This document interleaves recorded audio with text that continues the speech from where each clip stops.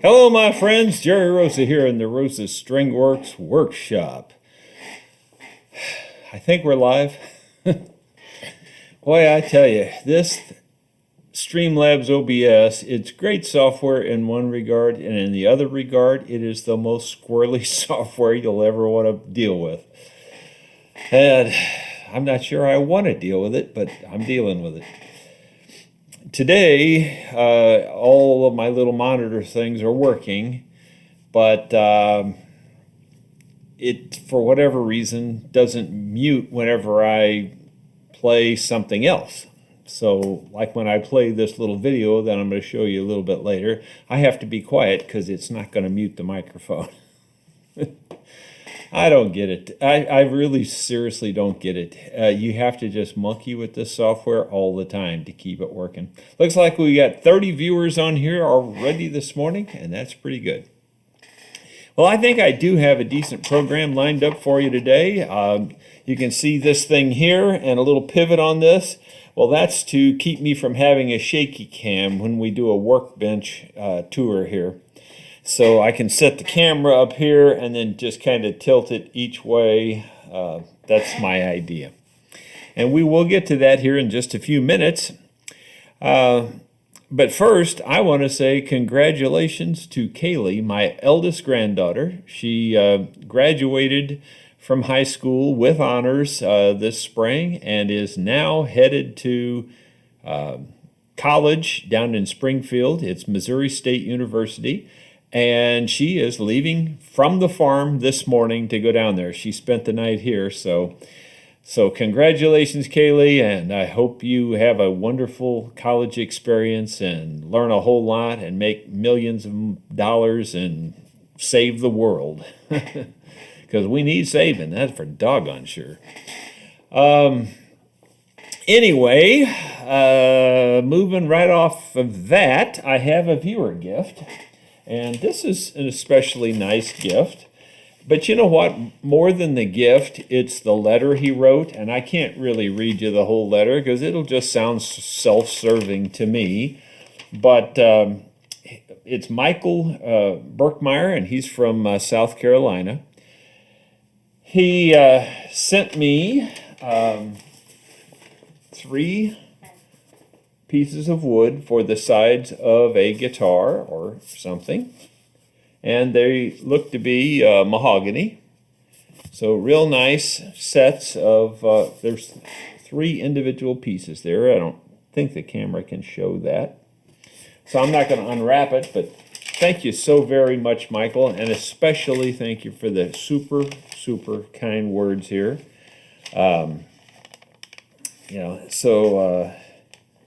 I'm trying to read, I was going to read you maybe one line from it. It says, words will never be enough for how you changed my life, for all the knowledge you give. And I won't read the rest of that, but thank you very, very, very much. Like I said, the words probably mean more to me than the wonderful gift. But the gift is very nice as well. So thank you, Mike. All right, just get that out of my way for the moment. Okay, we just had a, Michael just donated. Thank you so very much, Michael. I really appreciate that. The rant I have for you this morning is on an American-made tool. And you know, when I see American-made on a tool, I absolutely expect quality. I mean, I just do. If it says American-made and you have the right to put that on your tool that you're selling, then it ought to be quality stuff.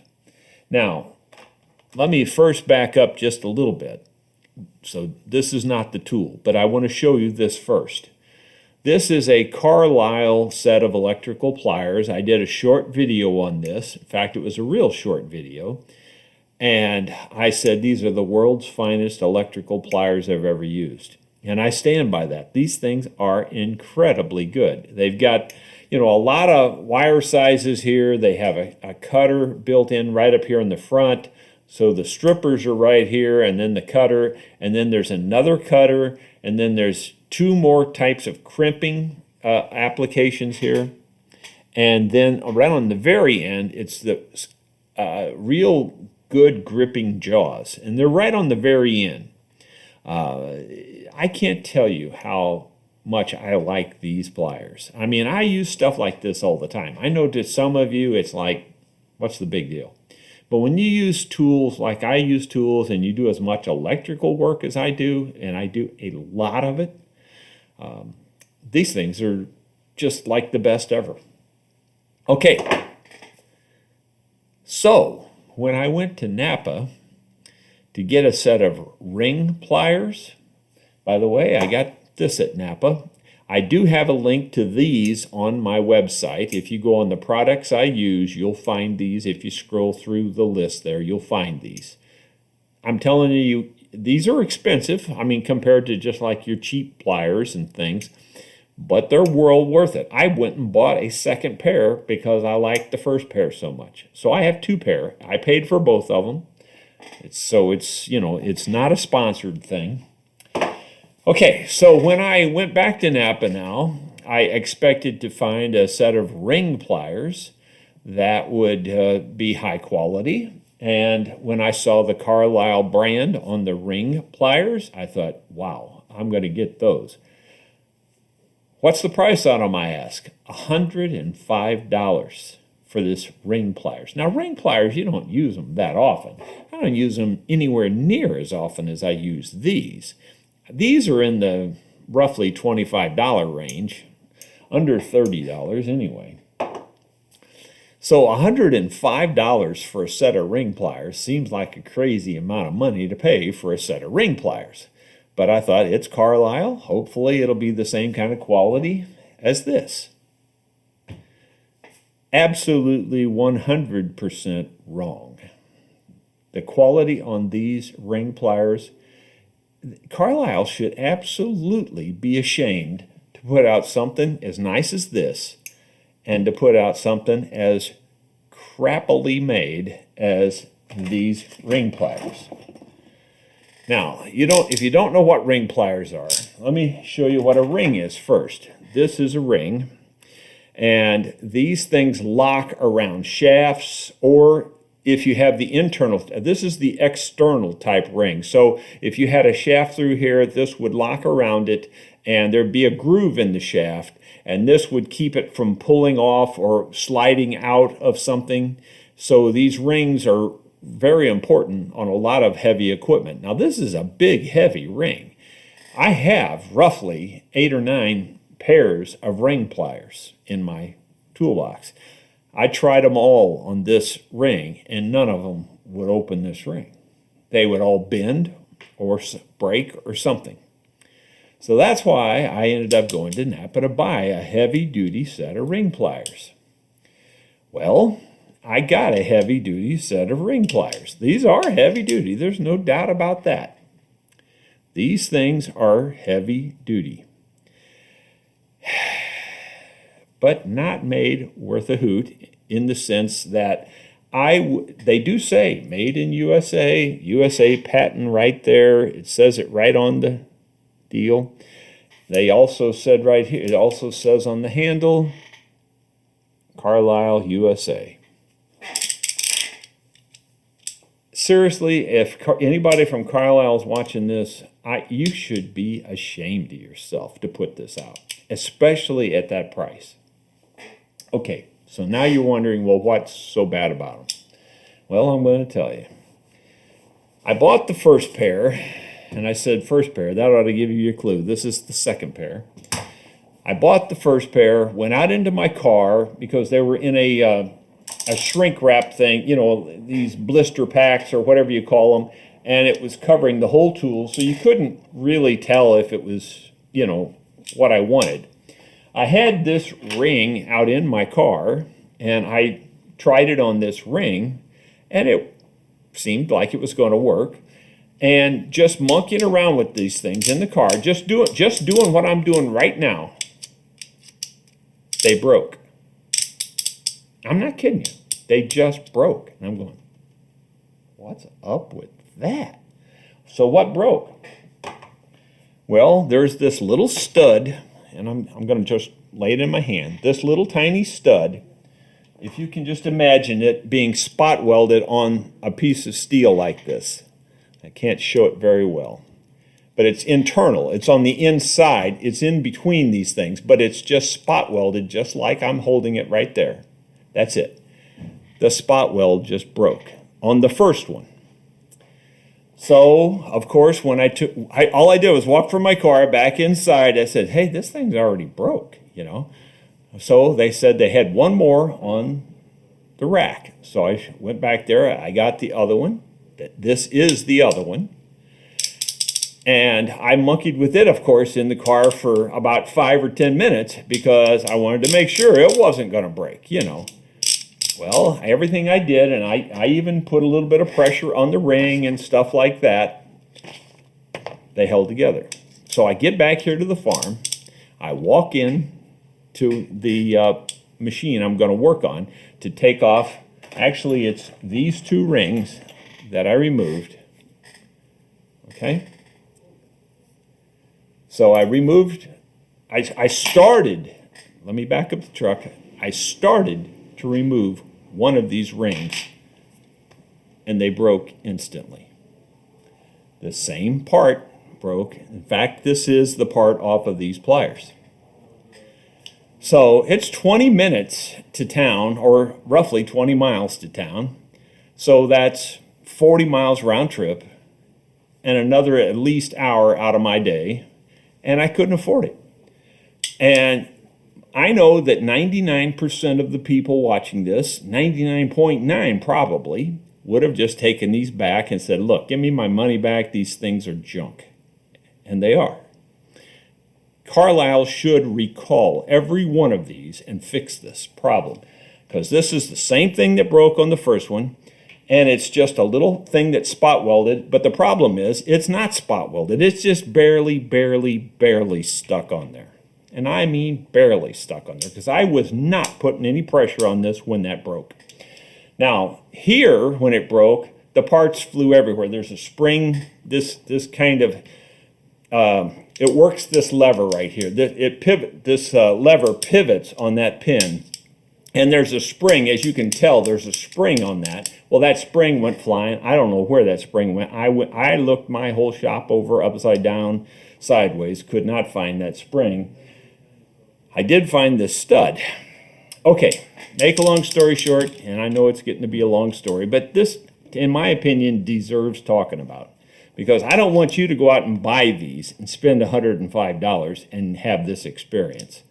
These should all be pulled off the shelf because obviously they're all made the same. Now you might say, oh, you just got a bad batch. No, that's not the case because the first one, the blister pack, covered the entire set of pliers. All the way down here, all the way up here, covered the whole pliers. The second one, the blister pack, only covered it to this deep. So they probably were 2 different batches. They probably weren't made at the same time, etc. Okay, so instead of taking these things back, that 40-mile round trip, I said, I can fix this, and I can make it way better than Carlyle did. So I just took these things apart, knowing that this could probably be a disaster, because these things are complicated. Let me explain to you. Like when you flip this lever right here, that changes the way they work. So let me show you how they work now. So like, all right. So now you notice when I squeeze the handle, they go apart. Okay, now I'm going to flip that lever again. Now I'm going to reset it here. Now when I squeeze them, they go together. See? So and they ratchet so that they can lock in any position. Like right there, it's locked. And why is that important? Well, when you're putting a lot of pressure on these things, and these are heavy duty, they're hard to hold, and so that way you can lock it open or lock it closed, whichever way you need to lock it. Okay, my point is that the mechanism inside here is complicated, So I knew taking this apart, I was probably into trouble because there's at least 3 springs inside of here also, plus a lot of parts. I think there's 19 individual parts that I counted.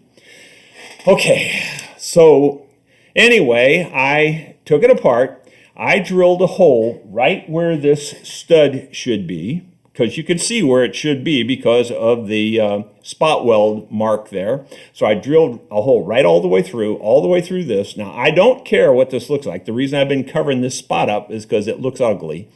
I truly don't care about the looks. I only care about the functionality. So I put a bolt through there and cut the stud off to make it on the inside. On the inside here, I made the stud exactly the same size, same length. It's the same diameter, everything as this stud. So that let this pivot again. But I had to find a spring. I took a spring out of a ballpoint pen, believe it or not, put it in there. So I got that part done. And I was pretty proud of myself because it looked like it was going to work just fine. But now I got to put these things back together. And like I said, there's like 16, 19 parts. I don't know how many parts, a bunch of parts, and there's 3 springs. And the spring that opens and closes this is a very strong spring. All right, so and when you take it apart, you can't, take it apart slowly because of all the spring pressure. So when it came apart, I thought, uh-oh, this is going to be a booger putting it back together. And for the first 30 minutes, I couldn't figure out how to put it back together at all. And I thought, man, I've wasted my $117, especially after putting that stud in there and welding it up. The reason that weld looks so bad, by the way, is there's 2 or 3 excuses. Number one, it was really hard to get it to start on this chrome. I think I should have ground that off. I didn't. Secondly, I had my little MIG welder, and it would have been fine, except that I had these real dark shades on and I couldn't see very well, and so that messed it up too. But it's still plenty solid. It ain't going to come out of there. Plus the head of the bolt won't let it come out of there. Carlyle should have at least had this drilled all the way through and welded on the back sides, what they should have done. Okay, so here's the worst part yet. I'm going to show you a little short video. And this is, I made a full video on this, and you'll see it later, but here's the short clip about this, and you can hear the frustration in my voice. No question about that. Well, now I'm really sorry I ever took this thing apart because I broke it now where it's not going to work, and of course I can't get my $117 back. Carlyle, you should just be absolutely ashamed of yourself. This is pitiful. This little ratcheting piece here that ratchets from from the internal to the external type rings, this little stupid thing here broke off. It's just a piece of pot metal, and now, I mean, there's no way to fix that. I showed a bit of machining out there making this little part that broke. I think I'm going to be able to make a decent part. Of course, I know this part will be better than that piece of junk they made it out of, because this is a piece of steel. So now I've just got to file it smooth, and that'll take a few minutes, but it won't be that bad. Okay, so you can see there that little, it's a toggle. It toggles back and forth. When you flip this lever here, what that toggle does is it pushes, there's 2 more pins up here, and it pushes the pin one way or the other to make these things change the way they work. That's all it amounts to. Anyway, when that broke, I got to tell you, that was daunting to try to fix that, because it's not even hard. It's almost unexplainable without seeing it. But there is that part that toggles back and forth here, and yet there's a little tiny, can you see it, little dent right by my finger there? It pivots on like a little pin that's a special made pin, and that little divot there and that little divot there is what holds that pin in. It's not the pin doesn't go all the way through. It literally is punched to hold the ends of the pin. it's hard to explain. But when that broke, I thought there's no way to fix this. So I spent another hour or so fixing that. And then I spent a lot of time learning how to put these back together. Let me tell you, I'm willing to make this bet if anybody wants to take me up on it. I will bet anybody here $1,000 against your 500. In other words, you bet a 500 bet, I'll make a $1,000 bet that you cannot put these things back together in under, oh, I don't know, let's say, I'll even be generous and say in under an hour. Now, if you're really mechanically minded and you're really good at making and fixing things, you might be able to do that. But I'll make that bet with anybody watching that I'll bet $1,000 against your 500. You cannot take this on my bench, laying right here, all the parts, and put it back together and make it work on the first try in under an hour. I put my money where my mouth is. So if anybody wants to take me up on that, just come here and I'll make that bet with you. Okay, I think I'm done. But now I know how to put these back together. It's not simple. Even after you know how, it's not simple. But I ended up taking them apart at least 4 more times to get it to function properly, because I got it back together like 4 times and it just wouldn't function properly. And then finally I decided in my head how it had to work, put it back together the 5th time, and then I got it to function properly. And yes, that little part that they made, I called it pot metal. That's basically what it is, but yet it's that, if you know anything about these things that are made these days, it's a powdered metal that they cram into a punch. They cram it with a punch and they stamp out these parts with powdered metal.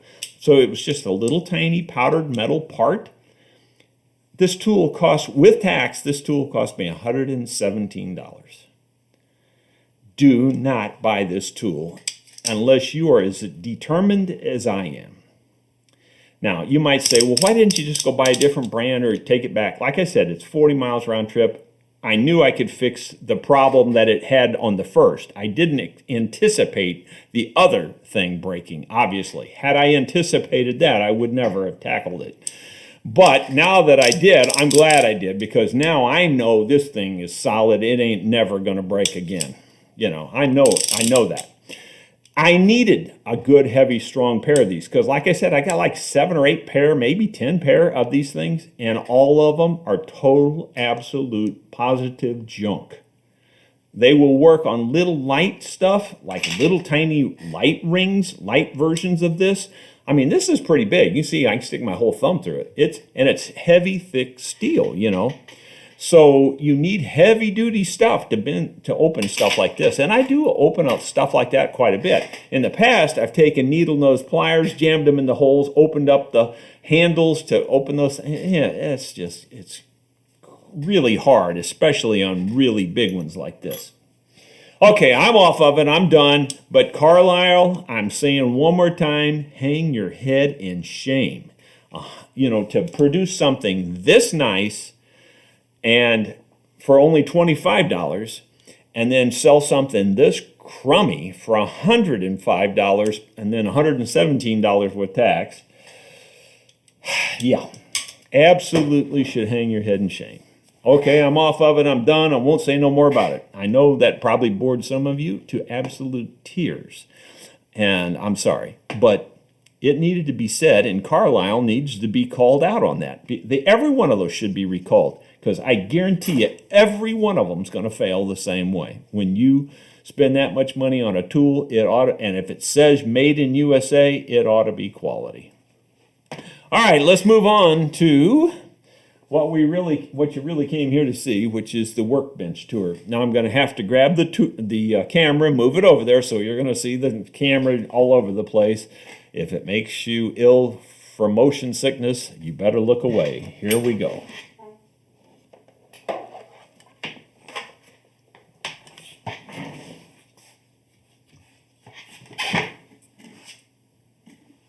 Okay, so we'll start down at this end. I keep lots of stuff laying on my desk or on my workbench. And of course, I've got my tuner within reach all the time. This, you might say, what is that? Well, that's just miscellaneous little screws and parts and washers and things. And I do go to that fairly often and fairly frequently. Any little miscellaneous parts and things I take off of instruments that I know I'm not going to reuse, I just throw them in this little box, and occasionally they come in handy and I don't have to get up and go traipsing through the other shop to find little hardware parts. I've just got those laying right there. This is just a box of used razor blades, and you might say, why don't you just throw them away? Well, every once in a while I need those for something or another, like a shim or opening up a crack or something, or even sometimes sit in the height of a drill press or something. I mean, I just use them every once in a while for something, and I do use them quite often. Every once in a while I throw some of them away too. This little drawer, or this little compartment right here, you might think of it as like my junk drawer, because I keep a lot of weird stuff in here. Here's a tool I made for tightening up auto harps and things like that, and you can see this oblong little deal there, and I made that on my what do you call it, milling machine. I made that on my milling machine, welded it on here, and you can use that now to tighten those little pins on like auto harps and miscellaneous kinds of musical instruments that use those pins to tighten the strings. I have another string winder that you can put on a drill. I use stuff like this. There's just miscellaneous, mostly just junk in here. I keep my beeswax in here. I keep these little fretboard protectors so you can sand or file the fret without hitting the fretboard. I just keep lots of miscellaneous stuff in here. Drops for pegs. I have both kinds. I have, well, that rubber band had melted to that, so sorry. But I have both things. This is for treating violin pegs and making them turn easy, or easier, I should say. And this one is the exact opposite. If they're turning too easy, you put these drops on there and it'll tighten them up. What else do I have in here? Mostly the rest of it I don't use that much. The things I just showed you are the things I use the most out of here. The rest of the stuff I see in here really doesn't amount to anything. Back here in the back corner, I have little tiny chunks of blocks of wood, little, I use these for sanding blocks, and I have these perfectly smooth and flat, and I rounded the corners so that I can, whenever I'm using a sanding block like this, those little corners don't dig in or anything. And there's other little just random bits of small pieces of wood. I can use them for clamps and things like that. They're just handy. I go to that box. You'd be surprised how often.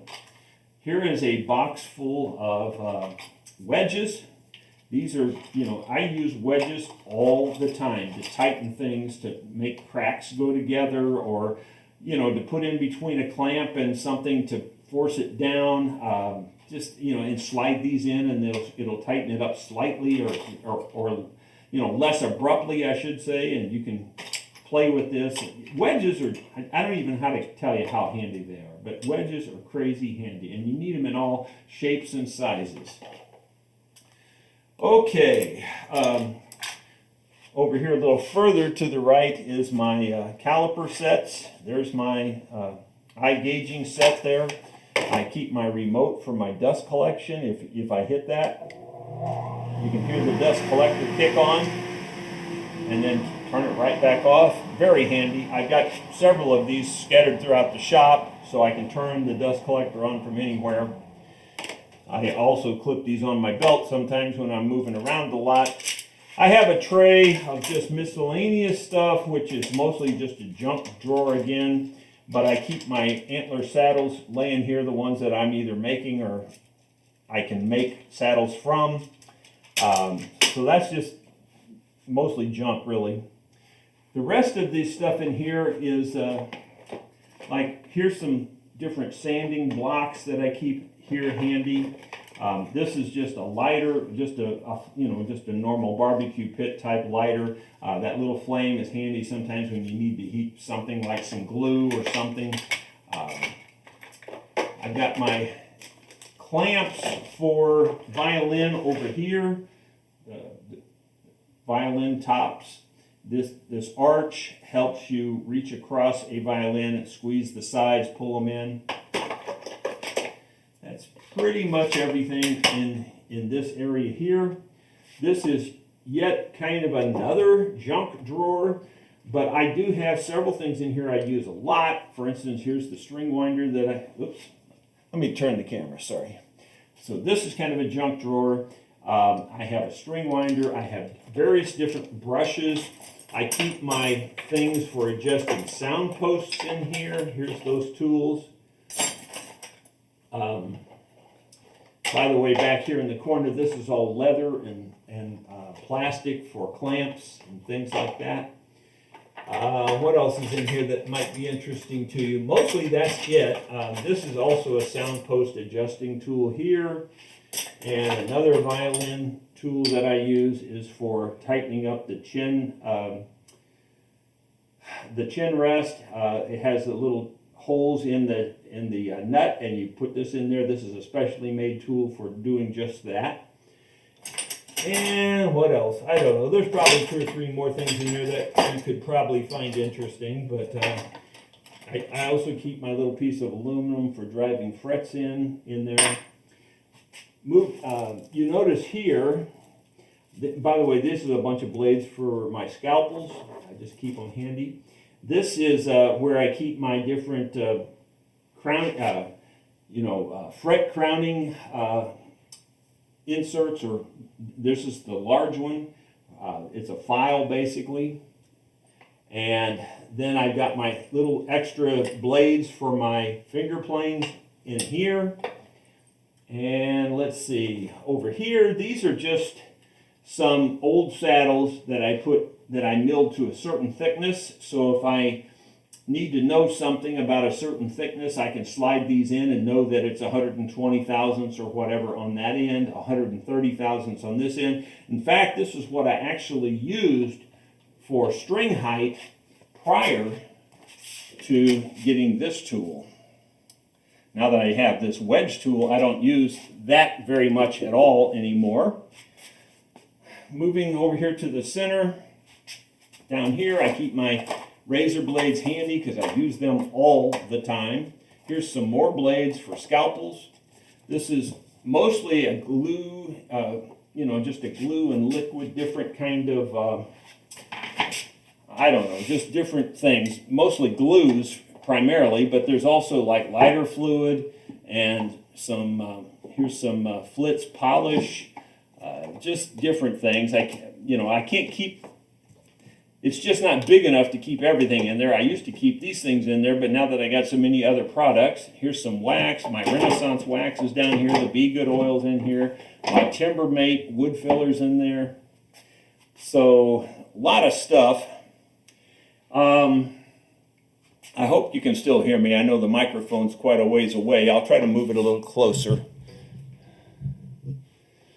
Okay, this box here is a box I go to quite a bit. I have a light in here as an example, and on the back here I keep my X-Acto knives and my scalpels, or a couple of my scalpels. These are the small handled scalpels. I'll show you some more here in a minute. But and then I have this little deal here is very handy sometimes. This is just a some people call this a loop. It's not really a loop, but you can lay this on something and it'll magnify it incredibly large. And so this is very handy. I don't know if you'll be able to tell in the camera there, but I think you can. I mean, it really makes something get huge. So this is very handy for close-up inspections. It was designed for, I think, for typesetters or something like that, to inspect type up real close. Something to do with the printing and type industry. But most of the stuff in here, I don't use all that much down in the lower part, but these things here I use constantly. That's why they're close. This is just miscellaneous box of picks that I'm always needing picks for something. And then this kind of amazes me. Look at how many saddles are in there. And this is probably only 4 or 5 years old. And this isn't all the saddles that I've replaced or whatever. I just throw them in there when I take out an old saddle. A lot of times I give the old saddle back to the customer. So, you know, it's nowhere near all of them. And that's only the last 4 or 5 years worth. So you can imagine how many of these things I do. My little glue bot, typically I have that on there, but it's not on there today. And okay, then moving over here a little bit further, this is the base of my lamp, the lamp that you can see right there. And I can swivel this. I made this base to hang on the wall and get it out of my way and be able to swing the lamp around. Here, this is a 3D printed pencil holder that someone sent to me, and I can't remember the name right now, but whoever did that 3D printing does a really fine job. And this is a 3D printed part he also sent me, which I have sandpaper on, and it's very handy for getting into tight places. You know, with that thin corner there, you can get in close and sand things. Very handy. Let's see, moving over further to the right, and we'll pan up now. You can see, by the way, you can see this deal here. This is what holds my camera. And this, believe it or not, this was a pop rivet gun, an extendable pop rivet gun. It used to have a trigger in here, and you pull the trigger, and that would make the pop rivets go off on this end. All I did, when I saw this, I got this at Grizzly. When I saw that, I said, that's got camera holder written all over it, because, you know, I can tilt it around, slide this around like this. I mean, I can turn it anywhere I want to, up and down. It does not adjust, it doesn't adjust this way, but for a workbench holder, camera holder, this thing is just flat awesome. Okay, moving, try to get the light here, moved where I can shine it up on my tool rack. I don't think I've ever done that before, but maybe I can get enough light on there you can start to see it. You know, I've got 3 different kinds of hammers hanging here, a rubber hammer, a regular hammer, and then my plastic mallet hammer that I use for driving in frets. I keep my little angle gauge here all the time, my wedge gauge, or whatever you want to call it, that thing that measures from 10 thousandths up to 150 thousandths, so that I can tell the string height at the 12th fret. I keep my little file, my fret file here, for fret leveling file, I should call it, I guess. I have some little clamps laying here that you can't really see well, but those are real handy too sometimes, real small clamps. Up here I have my inspection mirror. This is a lighted inspection mirror, by the way. I don't know if I have that on my products I use or not, but I use this thing a lot too. So I probably should get that on there if I don't have it on there. And let's see, up higher I have these spring clamps by Harbor Freight. These are really good. This is one of the things that Harbor Freight makes that's exceptional. These clamps are really, really good, and they're really dirt cheap. So I've got like 8 of them. Very handy. Let's see, will this thing tilt up anymore? I don't know if it will or not. Doesn't seem like it. Let me try to hold it still there. So there's where the clamps are. These are Violin tools here. This is the tool for clamping a crack shut on the edge of a violin top or the edge of a violin back. You can squeeze down on it with these 2 clamps on either side of the crack, and then you can pull the crack together with this screw right here. I use that somewhat. I don't use it that often, but when I need it, that thing is super handy. This is a Purfling cutter tool. You run this right around the side of the instrument, and then these little cutters right here on the little points. I don't know if you can see them again. The light's kind of messed up right now, but the little cutters right there will cut the slots for the purfling. Very, very handy tool when you're doing it manual. And this is a fret end nipper right here.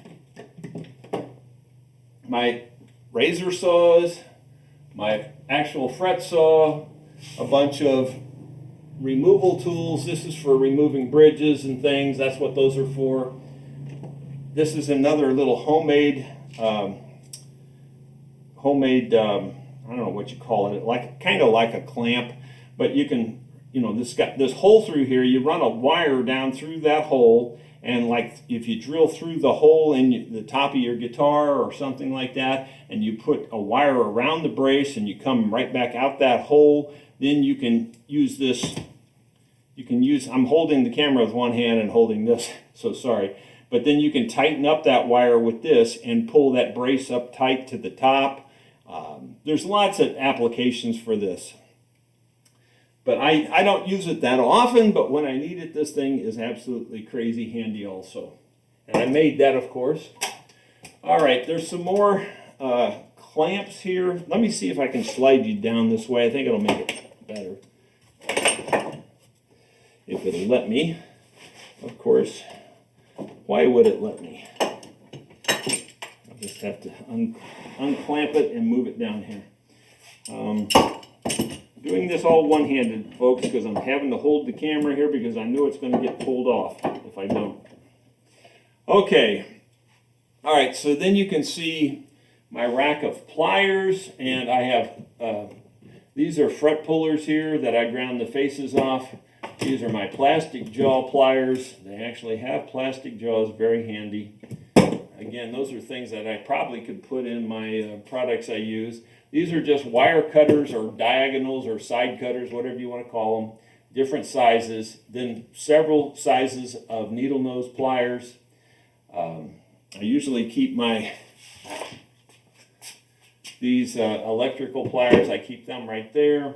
This is a big set of electrical pliers is what I use them for. They're called, most people refer to these as Kleins. This is a Stanley brand.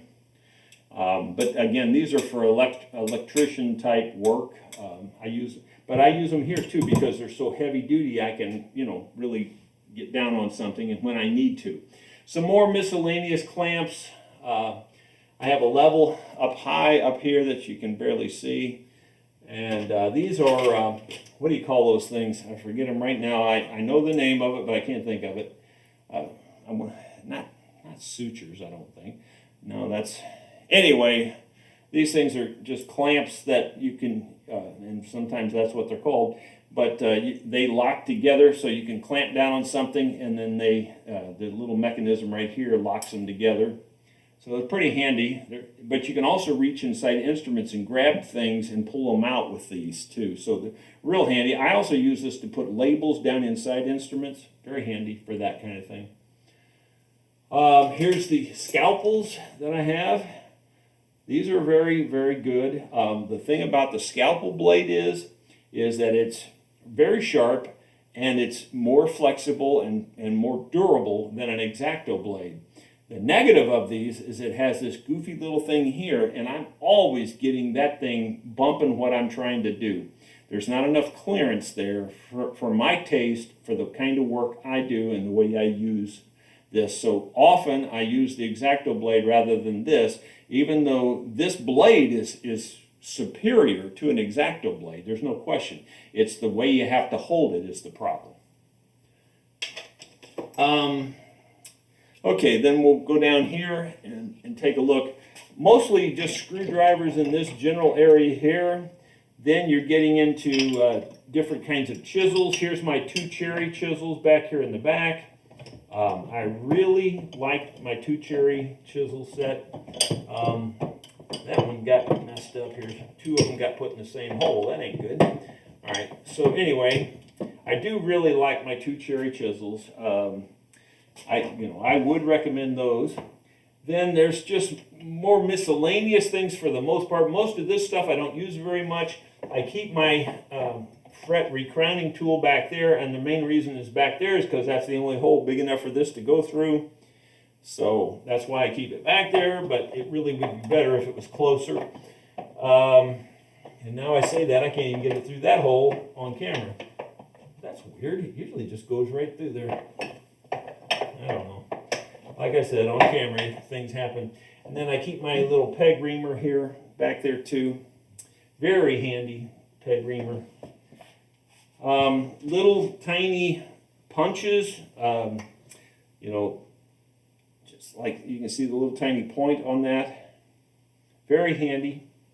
I used that yesterday to repair that tool that I was ranting on, because I had to punch those little places back in to hold that pin. It's crazy how that worked, but anyway. These are my little rat tail files, or my little tiny files. These are really old. I have never found any more the same quality as these, even though these are made, I think, in China. I've never found any more that compare to these, and I've bought a bunch of them. Like there's 2 sets of them right here. Here's another set back here, and I've had several other sets that I've just thrown away because they were just junk. So this is the only set I've ever bought that amounted to anything, and I have no idea what the brand name is on them. I think they were also Chinese, but they work. The steel in them's good, and they work good. So I've been using those for probably close to 40 years. I think I've had those almost since I started. All right, then over in this area, I just keep things that I use but don't use them all that often. Like these are things to just store guitar pins in when I'm taking bridges off. Sometimes I'll have 2 or 3 instruments I'm working on at a time, and I'll set the different sets of pins in the different one of these holders. So I don't lose the pins, number one, but also I can put them back in the same hole in case it matters. It doesn't matter all that often, but every once in a while it does. This is just a neck block for holding the neck of an instrument. I keep it laying here where I can get to it fairly easy. Here's another neck block, lower, and here's a 3D printed version, printed by the same fellow that made that other stuff. I don't use this all that often, I'll be truthful, but it is very handy every once in a while, whenever I do need it. Let's see, just a pair of goggles. This is some old CA glue that I probably just need to throw away because I don't think it's any good anymore. This cabinet up here is, as you can see, lacquers and acetone and paint thinner. Then up a little bit higher on the next shelf, and I'll just have to go handheld here, so sorry, it's going to be shaky cam. Up here I've got dyes and finishes and all kinds of sealers. There's probably 20 different kinds of sealers and things up here, and not a single one of them is worth keeping on the shelf. I should just throw them all away. Every once in a while I use them for filling a void or a hole or something. I'll just pour them in there. You know, it's most of it's just crud, though. I should probably just throw it away. Most of my actual dye is on the top shelf. And then on the very up there, I just have some old books and things, and like the Roger Siminoff book and stuff is up there. I don't refer to it very often anymore. But anyway, that kind of gives you a good tour, and you can see I got some brushes hanging here on the wall. I'm having to turn around to look at what you're seeing in the camera because I don't know. All right, I think that's pretty much the whole tour of the place. I didn't show you my files here, but you've seen those. These are half-round files that are what you call double cut, so that the file is cut on 2 different diagonals. Those actually cut wood a little faster. I have my homemade paper towel holder here, which you can pull the pin out of here. I don't know if it'll let me on camera and doing it with one hand, but you can see there how you pull that out and put it back in there, and I probably can't do that on camera either, so I'm just not going to worry about that. I'll let that lay where it is. I have over here, I have different rulers hanging right here, different lengths of rulers. Again, the camera's probably not very good being shaky cam. This is just miscellaneous things. Again, some more fillers. Those are fillers up there. When I tell you I have 20 different kinds of fillers, I'm not exaggerating. I've probably had more than that, actually. The top shelf is fillers. I didn't have it in the camera very good. These are, well, here's some wax, and then this some fiberglass type stuff. And here's that large can of semi-chrome polish that I'm holding up here. I've still got it in plastic, but I'll use that whenever I run out of the ones in my tubes. Viewer sent me that. That's really awesome. Again, some more different solvents. This, again, I'm going to try to go back to this holder here so it doesn't shake so much. I'm sorry that it's shaking so bad. Okay, here's an assortment of bits for, you know, like Torx and Phillips and, you know, flat blades and just all kinds of stuff's in here. This little 3D printed thing was also from the same guy, and I find that thing incredibly handy when you just want to hold something, make a, like for instance, here's a Torx bit, and you can get it into tight places with this little handle. It's very handy. I really like this handle that he made for me. You can see my Oscar for Best in Chocolate. That's what that was for. If you don't know what I'm referring to, chocolate was the violin that was crushed, and I restored it, and someone, after they saw that video, thought it was such a good job, they sent me an Oscar for Best in Chocolate. Again, chocolate was the name of the violin. That's why we're referring to it as chocolate.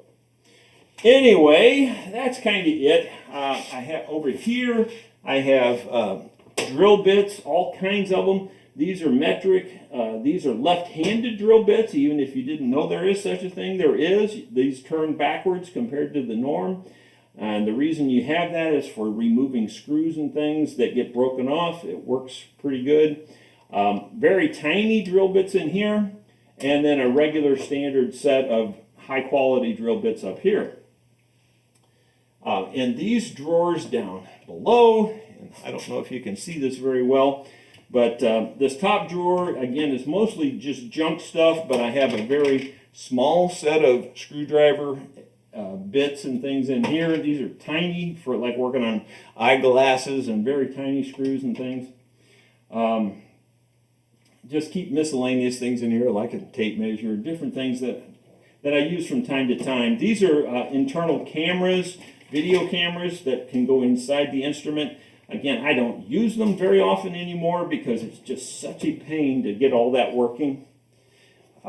This is a drawer full of mostly brushes that I use and a few glues that are in tube form. And this is, of course, semi-chrome polish. And this is the Beacon 527 that melts plastic and works good for binding. You can get this at Walmart. Again, that's another thing I probably should put on my products I use. This is just a kind of a junk drawer again. It's mostly carbon paper is mostly what I keep in here, but I also keep, these are diamond hones for using, you know, like sharpening knives and things with diamond. I keep felt in here also for stick-on felt for padding the strings under tailpieces and things. Then I have a set of, these are Allen wrenches, metric and regular, and I did have a holder for those and have them out where you can get to them easier. And then I put them in this drawer, and I hardly ever use them anymore. In fact, I forget they're even in there, but I need to get those out where I can use them better. This is my supply of little glue applicators, I guess you'd call them. I get tons of them. People have sent these to me, and I just love them. Thank you so much. These are super glue, you know, nozzles and things. I keep these popsicle sticks are handy for spreading. Like I use them for filler mostly, and then I grind off one end and make it really thin. And boy, you can put, you know, get the filler down in a crack or something with these. So that's what I use them for mostly. Here's some more glue spreaders and things. Syringes, I don't like using syringes with glue very much. I know some people just swear by it, but all I have is trouble when I do it. Really not a fan of that method. Anyway, this is mostly all sandpaper, and there's a lot of different kinds in there. This is my Dremel and my Proxon drawer down here. And this drawer is mostly junk. It's got some additional sandpaper, and I keep my rubber gloves and plastic gloves down there. I don't know if you can see down this far now or not. But then this bottom drawer is, again, mostly junk, but I keep vices in here, these little bench vices, and of course that one's stuck.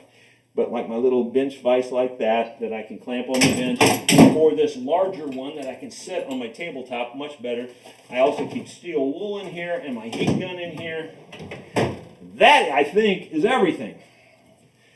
So I'm going to move the camera back. Sorry.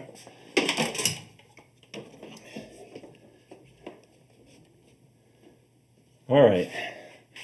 Probably got everything totally messed up here, and I'm sorry I couldn't see comments, so if all that was going terrible, I didn't know it. So I hope it worked okay. Now I get to sit down because I was getting tired just standing there.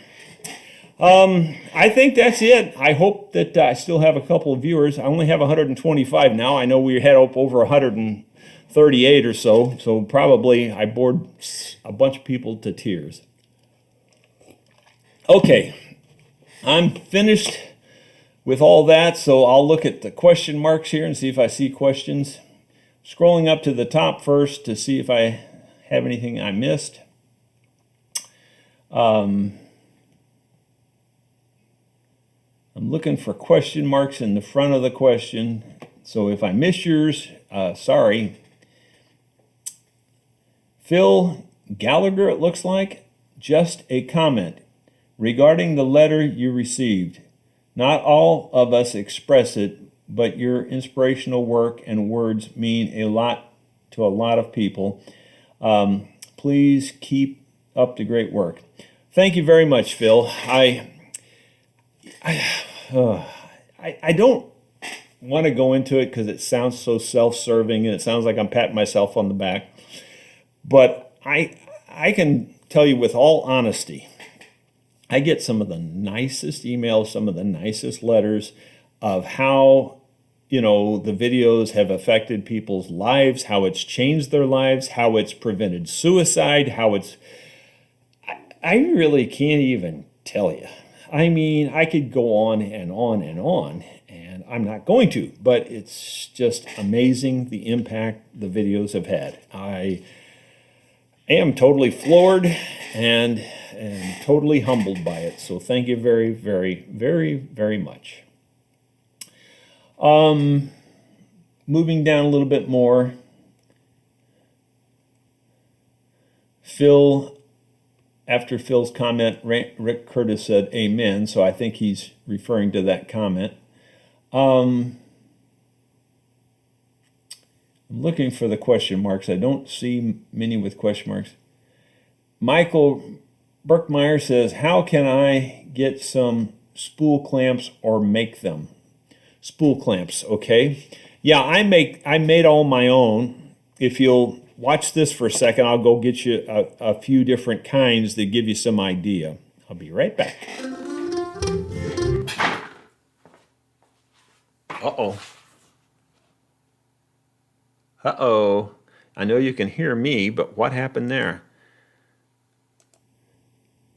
Well, things just went crazy there. Yeah. The computer's acting up. I don't know what the problem is, so I'll be back here in just a second.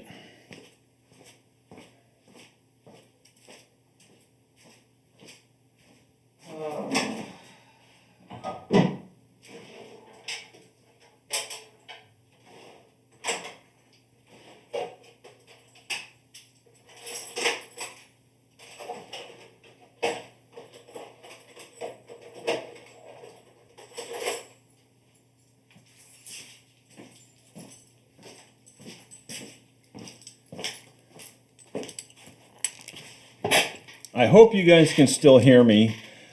Somebody make a comment out there that you can still hear me. I'm assuming we're still live, but yeah. Okay, I guess we are. It looks like we are. It looks like we're just about out of time, too. But anyway, here's some different spool clamps. They're all different shapes and sizes. Like these little tiny ones, these are the only ones I didn't make. Someone gave me these, and they're for violin. And so I have them separated now, and I keep them in a drawer for violin spool clamps. And these are handy for tightening down the top and the back of a violin to the sides. So very handy, very small, very dainty. Go from that little one all the way to this giant one. And these are for acoustic upright basses. And I've got this one adjusted down, but I mean, this will work on anything from a bass down to a cello or something like that. And again, they're just threaded rod, all thread. On one, typically, now I didn't on this one, but a lot of times I'll make the one end permanent so that you don't have it unscrewing and coming off and things like that. But I don't always make them permanent, but you could. You know, you could put like Loctite on this where it wouldn't turn on that end and then have just the one end adjustable. But that's up to you. You know, you do what you want on that. These here are for guitars. Now, I have leather on most of the ones I made. Now, I didn't do it on the bass clamps, but on all of the other spool clamps I have that I made, I put leather on the faces, on both faces. So both faces have leather on them. And this is for guitar. These are larger discs here. This is for guitar. The discs are a little bit smaller, but they also have leather. And then finally, this is for mandolin and guitar. It's long enough for guitar, but the faces are even smaller, and they also have leather on them. So these are all thread. You can actually buy bolts. Like this one here is actually made with a bolt instead of all thread. It's just a long bolt. So you can do that too. If you don't want to, if you're not good at cutting all thread, you know, with a hacksaw or whatever, then you can just buy the longer bolts. But you need to make sure you allow for the width of the guitar, the thickness of your, discs here also, and the thickness of your leather. Otherwise, it may not fit what your purpose is if you don't get long enough bolts. Okay, that's pretty much it on the spool clamps. We're really out of time, so I'm going to see if I can find one or two more good questions here, and then we'll... Hemostats, yeah, that was the word I was looking for. Wow, I see a bunch of questions now. Paul Akers, how thick do you make a cleat for a guitar crack, and do you keep them flat or do a four-sided bevel? I typically bevel all the cleats that I put in, and I make cleats in almost every shape and size. Sometimes I make them round, sometimes I make them diamond shaped, sometimes I leave them rectangular, but I always bevel off the edges when I do it, Paul. Thickness, it kind of depends on the problem, but I would say in the neighborhood of 50 thousandths of an inch, something like that, maybe sometimes thicker, depending if it's a really strong, bad crack type thing, and you're having trouble getting it together.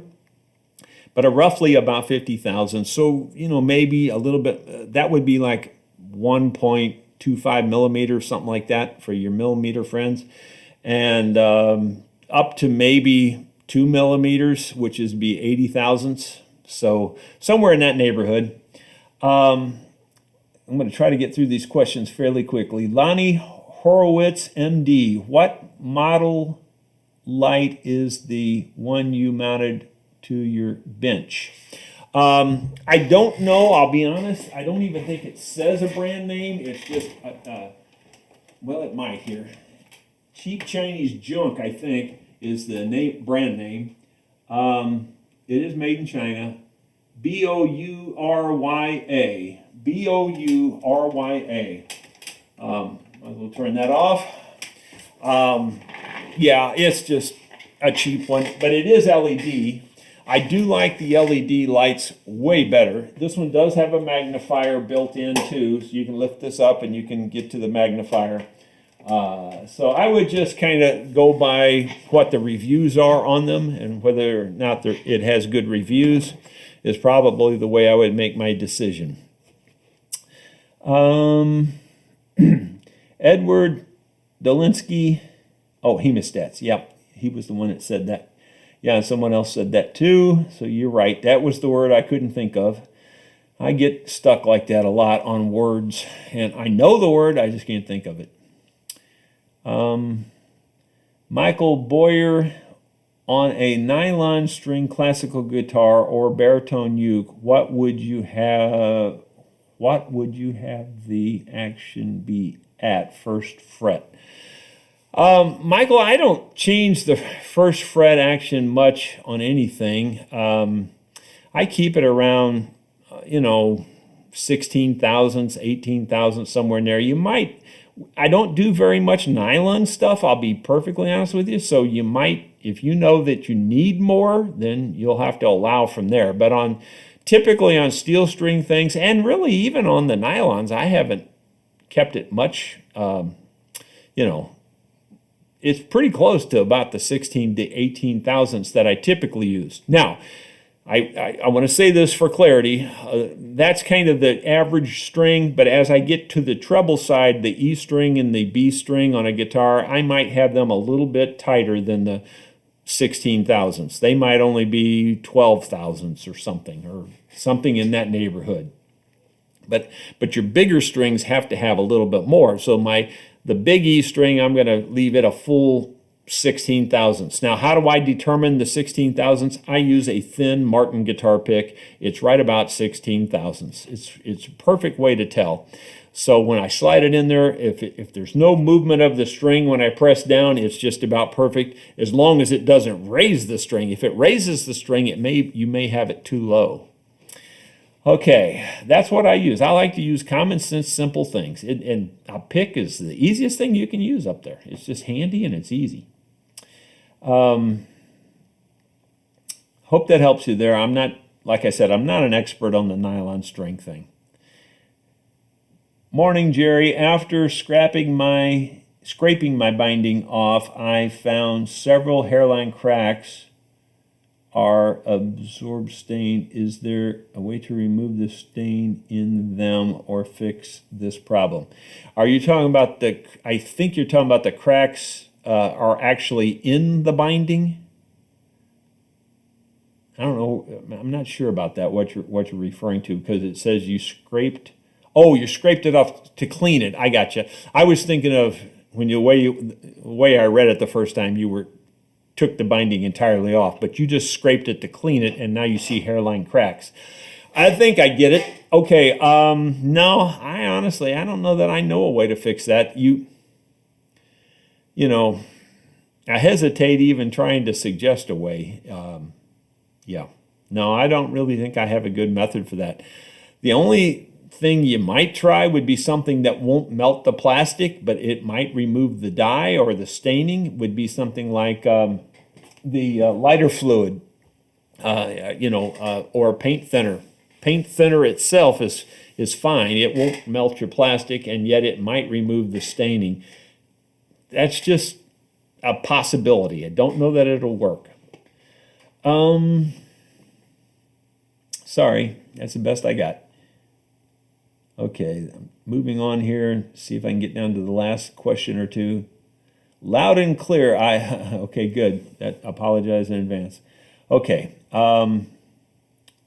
Yeah, someone else is still there. That's when I was having that problem. I don't know why I'm telling you, this Streamlabs, I think I may just go back to regular OBS instead of the Streamlabs OBS, because I heard that the OBS has less overhead and is easier to upload and download stream with. It doesn't cause so many problems. So I may go to regular OBS, start testing that out, because the Streamlabs OBS is maybe more user-friendly, even though it's not exactly what I call user-friendly in my book. But it's, anyway, it seems like it's just riddled with bugs. Small bugs, but bugs. So you may see a different look and feel next time, because I'm getting tired of this acting crazy stuff. I mean, it just does crazy stuff. And I'm really good with computers. You probably think it's just me, but I guarantee you, this thing just does squirrely stuff. I tested everything before we went live, and everything worked perfect. And yet, when I played that just a minute ago, it just quit working here. At least it quit working on my side. It may have worked on your side. I don't know. And that part's too squirrely for me. Okay, so let me go back down to the bottom here. Edward Dolinsky, would think nylon strings wear out fast?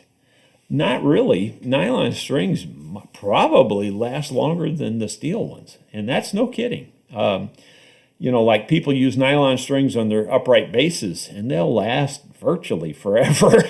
I mean, yeah, they really last a long time. So it would be opposite of what you think. Your logical thinking is correct. You would think that. I would think it also, but I know from experience that nylon strings last a long, long time. Robert Shorthill, Jerry, you should become a plumber once you retire from your luthier profession. There are more gizmos, tools, contraptions nowadays than even brain surgeons can imagine. Yeah, I wouldn't doubt that at all. You'd be surprised the things I get into here when the camera's not rolling. Oh my gosh. You know, not to rant on this anymore, but that thing there is absolutely crazy complicated. Crazy complicated.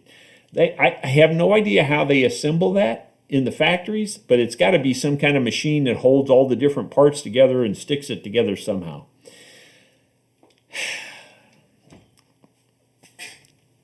I think I'm done. Do I still think there's World War III?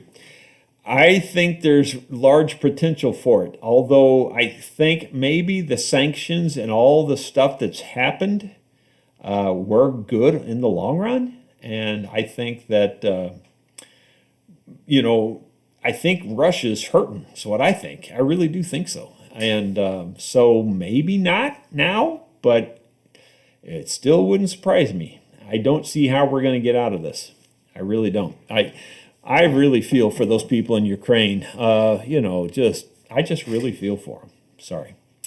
That's my last word. I hope everybody has a great weekend. We'll be playing this evening over at the Newburgh, downtown Newburgh, which is funny to say because it is downtown Newburgh, but population, you know, 15, like they say, like on a hee-haw, you know.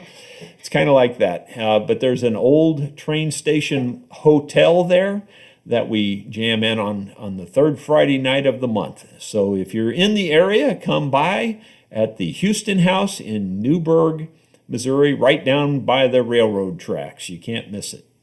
And we'll be there starting around 6 o'clock till probably around 9 o'clock this evening. So we'd love to have you join us if you can.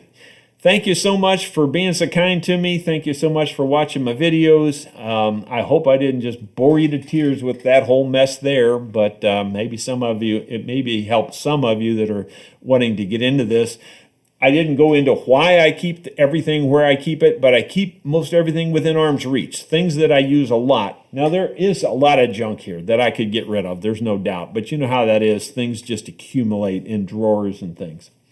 We'll see you when we see you again, and I'm hoping that we'll have a video for you